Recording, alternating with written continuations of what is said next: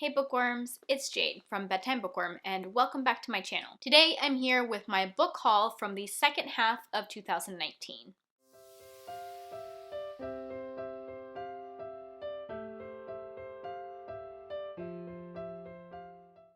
So I do hauls 2 times a year, just once in the middle of the year and once at the end of the year. I don't tend to acquire too many books, but by the end of half of the year, I definitely have a number to talk about. So over the second half of 2019, I acquired 18 different books. And I say acquired because while most of them I did buy, some of them I was given. As I prep for these hauls, I also write down the books that I acquire that I have not read yet and add them to my TBR jar. So out of these 18 books, I added 10 new stars to my TBR jar because some of these I had already read and some of them were sequels, so those didn't go into the jar, but everything else that I hadn't read, I put into my TBR jar. Format-wise, these are the different formats that I got books in. I did get a few books in multiple formats because there were a few where if you bought the Kindle ebook, you could add on the audiobook for less than an Audible credit. So a few of these I have in ebook and audiobook form. Audiobook is definitely the biggest category here. I bought 11 audiobooks in the second half of the year, and that's because in December I decided to cancel my Audible subscription. I just was racking up too many credits and not using them. So I wanted to cancel my subscription, but I wanted to use up all the credits I had already paid for before canceling, because if you don't use up the credits first and you cancel, you lose those credits. You don't get to keep them.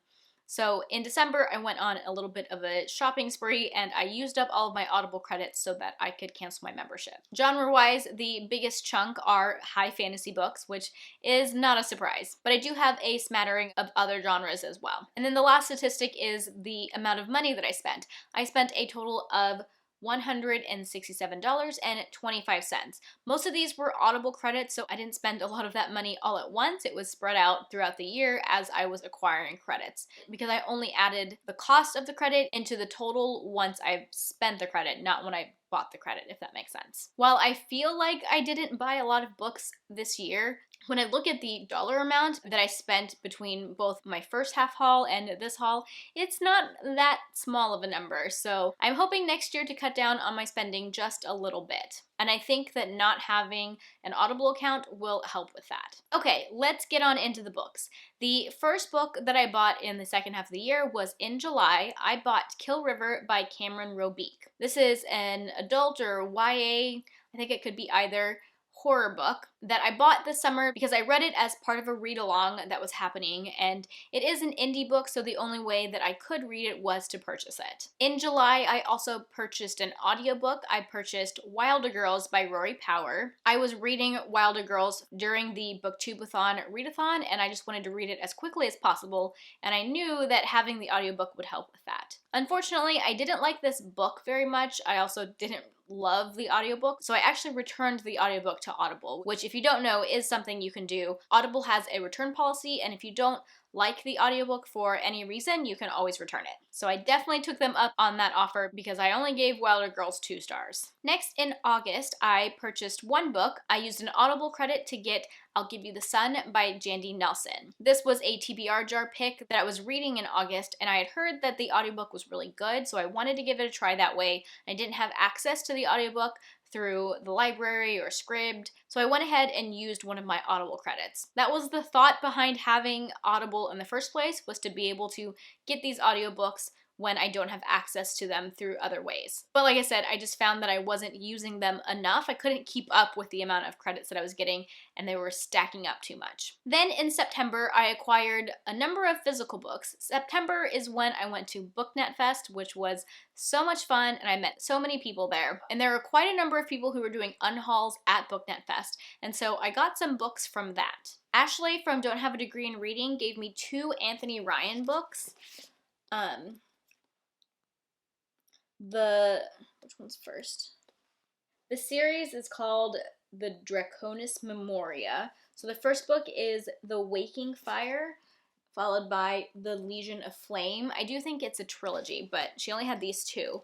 I have never read Anthony Ryan before, but he is the author of Bloodsong, and I've heard a lot about Bloodsong being good. So when I saw that she was unhauling these, I asked if I could have them because I'm interested in trying out this author, even though I've never heard of this series. Another book Ashley was getting rid of was The Walled City by Ryan Groudon. So I also picked this one up from her because The Walled City is on my TBR. It's actually one of my TBR jar picks, and I had checked it out from the library before and not gotten around to it. But now I have my own copy and I can read it whenever I want to. And then there was an unhaul going on in the villa that I was staying in, and I don't know whose this actually was, but I also got The Girl of Fire and Thorns by Ray Carson, which, as you guys know, is a series that I want to start next year. So I'm really excited to have my own copy of this. And then the last book that I got from Booknet Fest was not from an unhaul. It was actually from a publisher. I got an ARC, or an advanced reader copy, of Ruthless Gods by Emily A. Duncan. This is the sequel to Wicked Saints, which I read in 2019.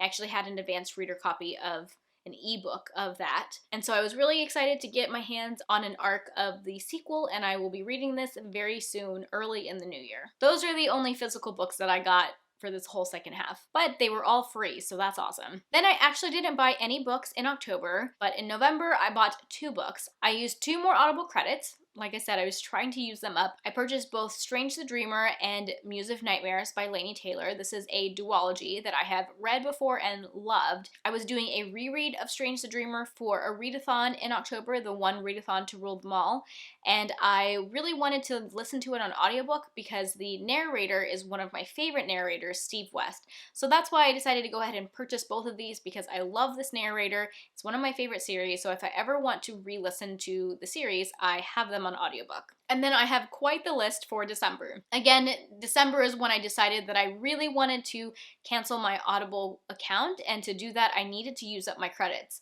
So I did go to Twitter and Instagram and ask for recommendations from people for their favorite audiobooks, especially if they were Audible exclusives, because I wanted to try and use my Audible credits on things that I couldn't access elsewhere. At this point I had 6 Audible credits left, but I ended up getting 8 things. The first 2 books I'm going to talk about are ones that I actually bought on ebook and then added on the audiobook, because the audiobook cost, actually the cost of both of those things was going to be less than an Audible credit.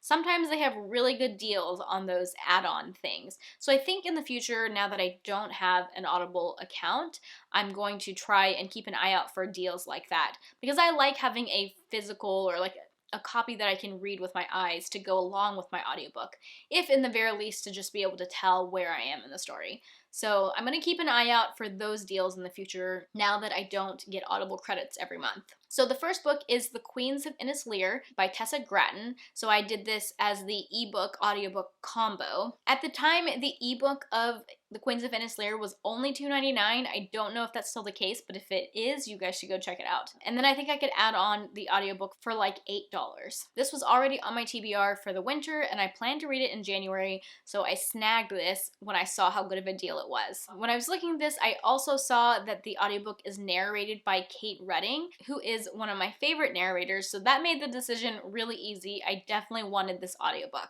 Next, I got Children of Time by Adrian Tchaikovsky. Again, this is another one where I did the ebook and added on the audiobook for less than the cost of an Audible credit. This one was also already on my winter TBR. I have plans to read it in January, and this one was an Audible exclusive, so I knew that I wouldn't be able to access the audiobook anywhere else. The next one that I got was Scythe by Neil Shusterman, and I used one of my Audible credits for this. This is the first book in a series that I've had my eye on for a while, and I'm planning or hoping to read this series next year, and this was an Audible exclusive, so I knew that I couldn't get the audiobook anywhere else. The next 2 audiobooks I picked up were Before They Are Hanged and Argument of Kings by Joe Abercrombie. These are the second and third book in the First Law trilogy. I knew I wanted to listen to these on audiobook. I had listened to the first one on audiobook, and the narrator is really good. There's actually a specific character who talks with a lisp, and this narrator, Stephen Pacey, is fantastic. However, I couldn't access the audiobooks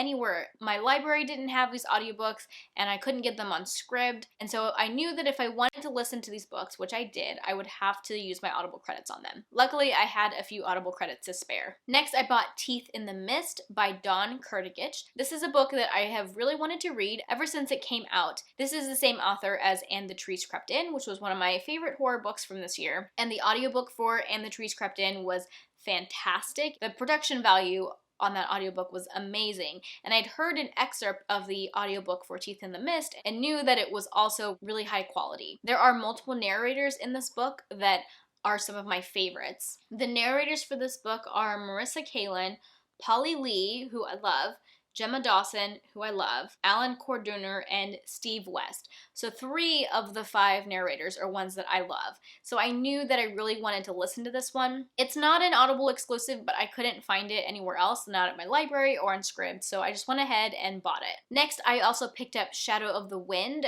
by James Islington.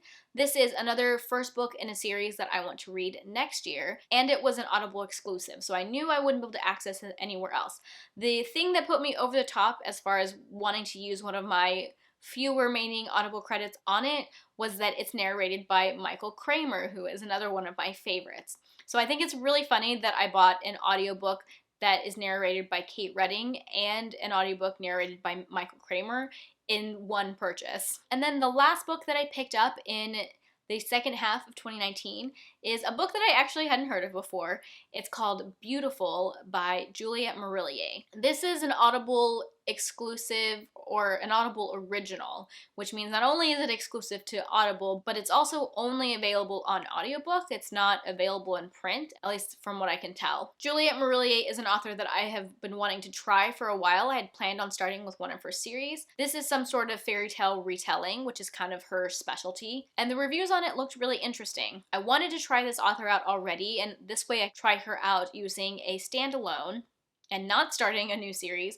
but also it's narrated by Gemma Dawson, who, as I just mentioned, is one of my favorite narrators. So all of those put together, I decided to use my last Audible credit on Beautiful. Alright guys, those are all of the books that I acquired in the second half of the year. Let me know if you think it's a lot or not a lot. Let me know if you've read any of these books and what you think I should prioritize reading, because there's definitely a lot on this list that I haven't read yet but hope to read soon. If you like this video, be sure to give it a thumbs up and subscribe to my channel for more bookish content. That is all I have for now. Thank you so much for watching, and until next time, bookworms, keep reading. Bye.